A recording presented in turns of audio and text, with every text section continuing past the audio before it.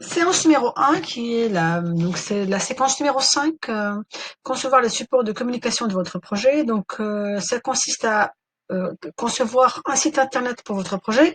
Et la deuxième partie, c'est vraiment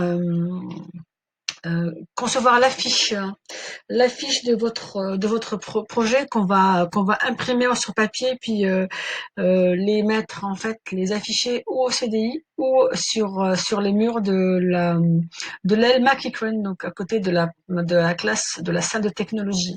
Donc, présentez votre travail sur un site web de votre îlot. Vous allez créer un site pour faire une présentation des différentes étapes de votre travail à partir de la liste des tâches, donc la séquence numéro 3, jusqu'à la proposition de votre îlot.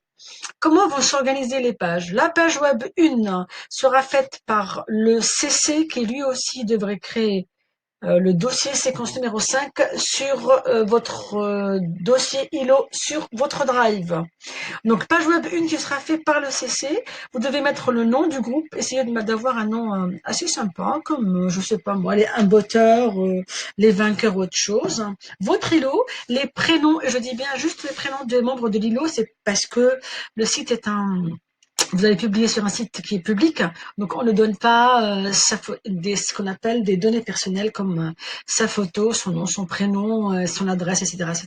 Donc on va mettre juste les prénoms de l'îlot, des membres de l'îlot avec leur avatar que vous pourrez faire sur Avatar Maker. Vous allez trouver le tutoriel de Avatar Maker sur une autre vidéo, dans la séquence numéro 5 ou sur Pronote. Des différentes pages comme la page web 2, page web 3, page web 4, 5 et 6 et 7 vont être faites par les autres membres de l'îlot. Juste préciser que la page 5 et 6 seront faites par la même personne. C'est juste les différents croquis que vous avez fait à main levée. Donc, vous allez choisir un de ces 6 croquis, le meilleur, à mettre sur la page web numéro 6.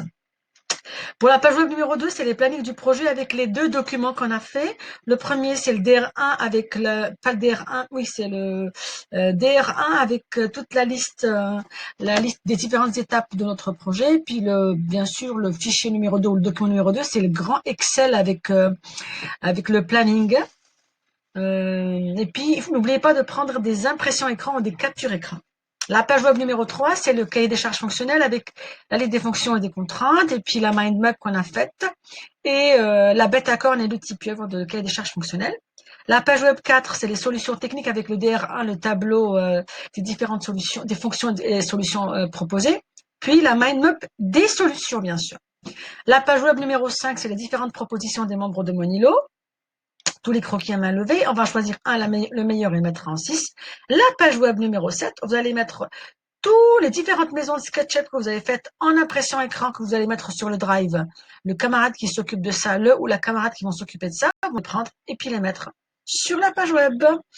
Ceux qui ont fait Tinkercad, je vous donne le choix entre la tasse et la tour Eiffel. Bien sûr, le nom de fichier, on donne toujours son prénom au nom de fichier. Et puis après, très important, vous allez mettre les propositions des binômes avec votre coque du robot sur Tinkercad ou sur SketchUp, une impression écran, et le tour est joué. Maintenant, on va voir comment je vais créer